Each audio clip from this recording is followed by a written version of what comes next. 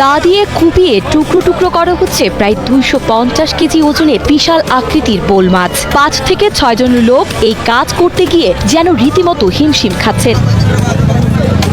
গত 3 March Saint Martin পশ্চিম সাগরে জেলের জালে আটকা পড়েছে এই প্রায় 250 কেজি ওজনের দানবাকৃতির বোল মাছটি। টেকনাফ বোটঘাট থেকে সাগরে জীবিকার সন্ধানে বের হওয়া মোহাম্মদ রাসেলের মালিকানাধীন একটি মাছ ধরার ট্রলারে ঘেরা জালে দক্ষিণ বঙ্গোপসাগর এলাকায় অপ্রত্যাশিতভাবে এই বিরল মাছটি আটকা পড়ে। টানা 2 দিন সাগরে অবস্থানের পর বৃহস্পতিবার দুপুরে ট্রলারটি টেকনাফ পৌরসভার কাউখালী বোটঘাটে ফিরে এলে বিশাল এই মাছটিকে এক নজর দেখতে স্থানীয় উৎসুক জনতা ঘাটে ভিড় জমায়। ঘাটে তোলার পরপরই স্থানীয় মাছ ব্যবসায়ী সিরাজুল ইসলাম ও তার অংশীদাররা মিলে আনুষঙ্গিক খরচ সহ প্রায় 3 লাখ টাকা দিয়ে এটি কিনে নেন। বোল মাছ একটা পড়ছে 180 কেজি, আর বাকি মাছ হয়েছে ছোটখাটো মাছ, এগুলো আপনার 150-200 মণ পর্যন্ত হবে।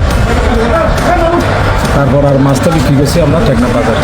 আমরা মাছটা ওই সাবুদ্বীপ আছে না, এখানে সাবুদ্বীপ থেকে একজন আনছে, ওনার থেকে আমরা 3 লক্ষ টাকা দিয়ে কিনে নিচ্ছি। ওইটা আমরা মন্তব্য করছি 260 কেজি 70 কেজি কাছাকাছি হবে।